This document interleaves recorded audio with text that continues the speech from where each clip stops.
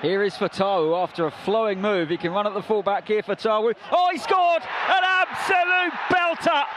That is trademark Abdul Fatawu. I don't ever slow up, no I don't take shit. I got no love for the fakeness. If you wanna play tough and wanna hate this, I'll always show up. Hello guys, it's been long and I once again welcome you to another exciting edition of Mano TV Sports channel's daily updates. And quickly, let's check out the tidbits for today's stories. I will talk extensively from the camps of Tariq Lamptey and Ghana National Under-20 boys. The star boy Mohammed Kudus, Jordan Pierre Ayew, Black Stars Capitano, and Abdul Fatawu Issahaku took to the spotlight this morning for their various European clubs, and I'm going to voluminously talk from their camps. But before I proceed with the details of all these stories, if you are new on this platform, quickly, let's do it together. Subscribe to the channel, hit on the post notification bell for more updates. Please don't forget to like this video and share to other social media platforms. You can follow Mano TV Sports both on Facebook and TikTok, and leave your decent comments in the comment box for special shoutouts in my subsequent videos. And ladies and gentlemen, let's get straight forward into the video. To commence with is the camp of Tariq Lamptey.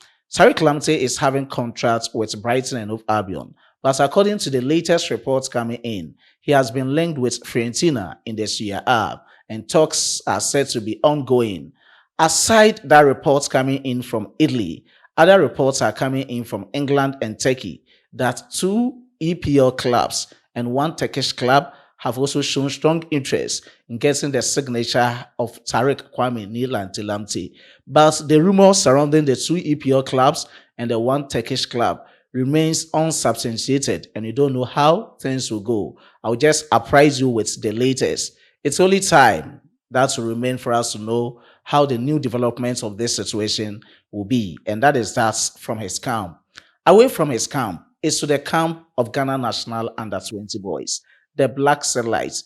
After head coach Desmond Ofei was being taken off from his position as a head coach of the Black Satellites, he was being said to fully focus on the role as assistant coach for the Black Stars. Ghana Football Association has now appointed new head coach for the Black Satellites of Ghana in the name of experienced coach Mohammed Kudus. And as you all know, Mohammed Kudus is going to bring wealth of experience into this role as a new head coach for the Black Satellites of Ghana. And looking at his CV, a lot of things are in his CV. Looking at the stints with various clubs in Ghana, we've seen Mohammed Kudus with Kumasi Asante Kotoko, Legon Cities, Insuatreman, 11 Wonders, and other clubs. He even went to South Africa to coach one of the clubs there. And he's indeed an experienced coach. Briefly, let's look at the new technical team for the Black Satellites of Ghana. Mohammed Kudus will be in the helm of affairs as a head coach of the team. Johnson Smith, assistant coach for Nations FC, will be the assistant coach for Ghana National Under-20 boys. The second assistant coach is in the name of Wolfen Dormon, who is going to be the second assistant coach. Kelvin Ajiman, goalkeepers trainer. Dr. Ernest Opari, team doctor of the team. Abdulmanaf Abubakar, physiotherapist for the team. Ibrahim Dossi, welfare officer for the team. Joseph Pepra, equipment officer. Joseph Osei Owusu, video analyst. Tio Kabunu, physical trainer. Abubakar Ali Al-Hassan, the Mazua. So these are the technical committee of Ghana National Under-20 boys, the new ones indeed, to concentrate fully for the Ghana National Under-20 boys, the Black Satellites. And they are being expected to come in with renewed energy, same as new tactical direction for Ghana National Under-20 boys. And that is the latest coming in from Ghana Football Association and the Black Satellites of Ghana. And away from the Black Satellites of Ghana is to the camp of the star boy Mohammed Kudus. Kudus had another overwhelming performance this morning at the Etihad Sports Stadium. At the end of 90 minutes plus some time added on of soccer fiesta at the Etihad Sports Stadium, Manchester City home side 0, the star boy Mohammed Kudus and Tottenham Hotspurs too. And briefly, let's look at the tactical prowess and excitement of Kudus Mohammed displaying on the field of play this morning against Manchester City. I know a lot of you had a full glare of the star boy. And to me, from my deductions, I'm going to talk about 3 points. Let's look at the tactical smartness of Mohammed Kudus. You could see that Kudus followed all the strategic pressing of Tottenham Hotspur's team, and he also caused some distraction in the 18 balls of Manchester City. Aside that, Kudus kept the game very calm and even contributed in clean sheets for his club side. 2 matches with Tottenham Hotspurs. Kudus, even though is a right winger, but off the ball, his efforts off the ball could be very clear to us that Mohammed Kudus contributed into clean sheets for his club side, Tottenham Hotspurs. That was very exciting from Mohammed Kudus. Kudus was very energetic this morning against Manchester City. His work rate, when I talk about his work rate, Mohammed Kudus' force on the field of play, according to his displacement or distance covered on the field, could see that his energy was very phenomenal. So Kudus exhibited those agility in terms of pressing high, his sprints, he running for balls within the shortest possible time was something amazing for the camp of Mohammed Kudus, and Kudus did extremely well this morning against Manchester City. There was an incident that happened on the 38th minute, and it has raised a lot of multifarious opinions. Mohammed Kudus was controlling the ball on his chest just outside Manchester City's 18-yard box, but goalkeeper James Stratford sprinted out to nail Mohammed Kudus in his stomach, and it raises a lot of concern.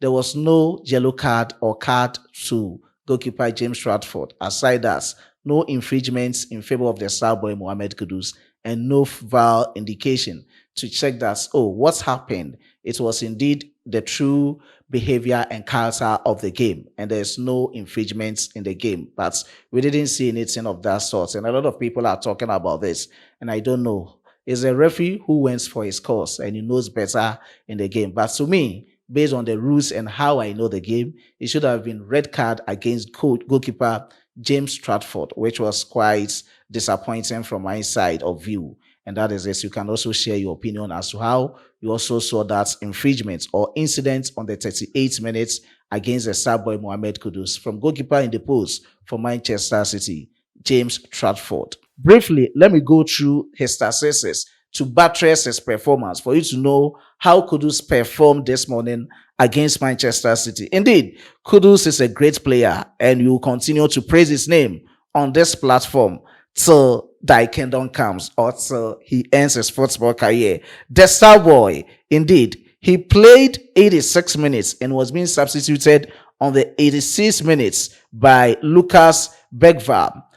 Kudus didn't score, Kudus didn't assist this time around. His second EPL game for Tottenham Hotspurs. So far, 2 matches, 2 assists for Mohammed Kudus. Shots on target, 0. Shots off target, 0. Shots blocked, 0. Kudus attempted 5 dribbles. 3 were successful. He had 43 touches.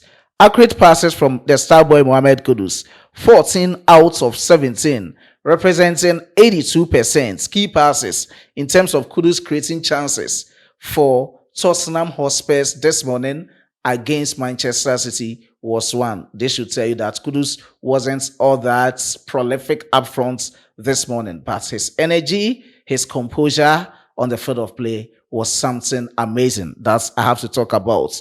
Kudus attempted 4 crosses. 1 was successful. Long balls in terms of accuracy, he attempted none. Kudus grand duels, he attempted 11. 7 of the grand duels were successful. Ayew duels, he attempted once and it wasn't successful. Kudus possession loss on the field of play were 17. And fouls once. That was that from the camp of the star boy Mohammed Kudus. And you could see his heat map in terms of his dangerous tackles and also moderate tackles on the field. He had a rating of 7.0 via SOFA Sasasaka rating. And that was that from the star boy Mohammed Kudus this morning at the Etihad Sports Stadium versus Manchester City. You can also share your candid opinion as to how you saw Mohammed Kudus this morning against Manchester City. Any opinion is warmly welcome in the comment box. Away from the star boy Mohammed Kudus camp this morning is to the camp of Jordan Pierre Ayew and Abdul Fattah Issahaku. And Abdul Fattah Issahaku, what an amazing forward he is. Looking at the sumptuous goal, a better one indeed for his club side Leicester City in a away game against Charlton Athletic. Just look at a beautiful goal, cutting in into his left foot and slotting him peacefully for his club side. Looking at the slick move that the club had, Leicester City, they move on with Abdul Fattah Issahaku and he never disappointed them. He just took in the ball and just slotted him beautifully for his club side. And that was it from Abdul Fattah Issahaku's beautiful goal. And that was the only goal for his club side, Leicester City, against Charlton Athletic. And briefly, let's check out his performance as a right winger for his club side. He played 83 minutes with 1 goal, no assist, with 50 touches, 15 out of 24, representing 63% were the accurate passes. He had a rating of 7.3 out of 10.0. In terms of chances, key passes, he didn't create any. Crosses, he attempted 4, 2 were successful. And that was it from Abdul Fattah Issahaku's camp as a right winger this morning for Leicester City against Charlton Athletic. And that was a seat map in terms of his dangerous tackles and moderate performance on the field of play against Charlton Athletic. Jordan Pierre Ayew, on the other hand, was a center forward or the man up front for Leicester City, but his performance wasn't encouraging. He played the full total, 90 minutes. He didn't score, he didn't assist. He had 1 yellow card with 0 shots on target, 1 shot off target, 0 shots blocked. He attempted 1 dribble and it wasn't successful. Touches, he had 37. Accurate passes, 15 out of 17, representing 88%.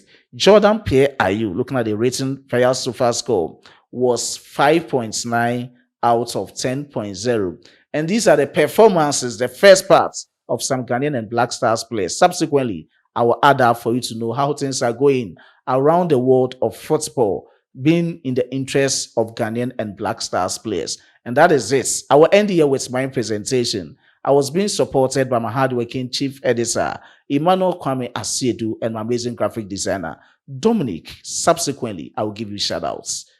As a Frenchman will say, au revoir.